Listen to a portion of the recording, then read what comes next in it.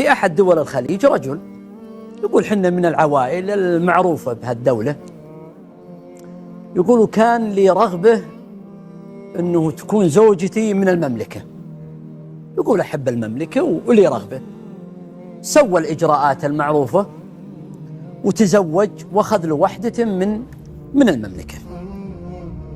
يقول البنت دخلت علي بالبركة، والبنت حليلة وطيبة ومؤدبة وخدومة وبشوشة، وأسرت قلب أبوي وأمي وهلي، على قولة الأولين نمره، أولا أبو عبد الرحمن نمره ووفره ما يحتاج يعني.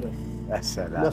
أي نعم. يقول جاء شهر شعبان، يوم دخل شهر شعبان قالت المرأة ذي يا أبو فلان أغدينا نروح لحد الأسواق نتقضى نجيب أغراض رمضان. قالوا شو له؟ قالت يعني اعتدنا أن رمضان يكون له يعني نمط معين بالأكل والناس تعودوا على. قال لا غدي ما يحتاج. يعني البنت لزمت شوي ودها تعطي رمضان نكهة اللي حنا معتادين عليها. قال ترى حنا عادي ما احنا بنشري وكذا. يقول زوجتي فهمت اننا يعني مثلا يعني الناس يفطرون طبيعي ولا عندهم الاكلات المعتاده برمضان، ولذلك شوي تقبلت كلامي. يوم قرب رمضان قالت خلنا نشري لو شيء بسيط، الحيمة إلا السمبوسة وشيء يعني يقرمش مع الفطور وشيء. قال لا ترانا ما نحتاج. قالوا شلون ما؟ قالت شلون ما تحتاج؟ قال ما احنا بنصوم حنا.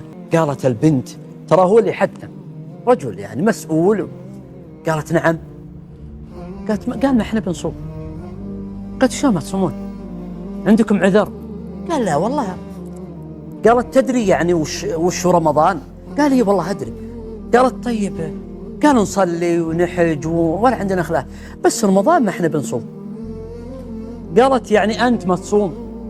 قال لا أبوي ولا أمي، أبوه من تجار هكا الدولة، يعني ناس مسؤولين وفاهمين. يقول البنت صار مثل الوشرة يا أبو عبد، طارت وشرته يعني صدمة، استخفت إيه.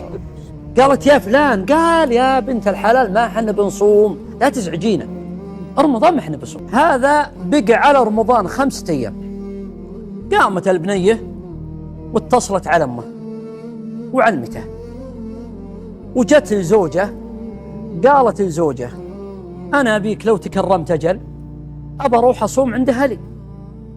قالت تبي تروحين صومين روحي. دقت على أمه وقالت يا ميمتي هذول ناس ما هم معقولين، أنا هذا ما صار وهذا ما صار، وترى استسمحت زوجي وبجي أصوم عندك. قالت والله ما أشوف عينك ولا تقربينا، والله ما تاكلين تمرة عندنا بالبيت، خليك عندهم، أنا ما ربيت تسلى أبيت تقعدين عندهم. يا ميمتي مو بيصومون. قالت ما أنت بمحاسبتهم، اقعدي عندهم ويبي سهل الله. البنت قالت سمي. يوم صار ليلة رمضان قالت لهم، دقت علي هم، قالت لي يا بنيتي أنت صومي مثل المسلمين، وأنت ما أنت وكيلة على خلق الله، لكن أبى أوصيك وصية، لا وصل حزة للذان، نزلي فطورك بالصالة وافطري، والباقي يبيعين الله.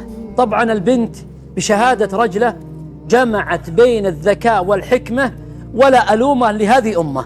باختصار يقول يقول هو يتحدث لي أنا، يقول أول يوم ضبطت قهوة وزينت له سمبوسة ومقرمشات وفاحتها قهوة وغدية مثل قهوتي ثقيلة، يا سلام، وقعدت بالصالة.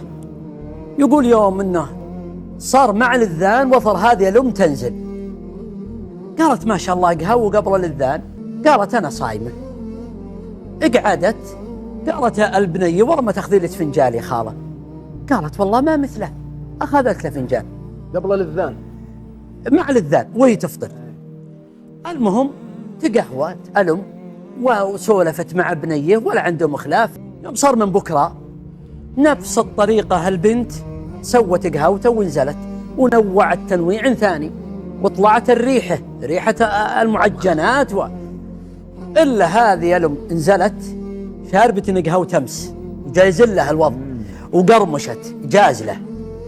إلا هذا الأبو نازل وش عندكم؟ قالت والله فلان مزين تقهوة. وش عندكم؟ إيه أغديكم. إلى أني ما ودي أجيب لهجتهم حفاظا على طرف لساني. قالت إنها مزين قهوة ورا ما تأخذ لك فنجان. قال والله ما مثله.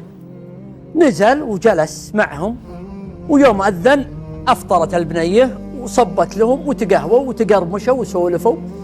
يوم راح الأبو التفت البنية لخالته قالت يا خالة، قالت الخالة والله إن قهوت بهالوقت حليوة.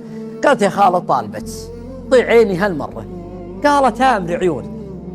قالت مرة ما تصومين بكرة تجربين حتى تصير قهوة على فراغ ومتحمسة له.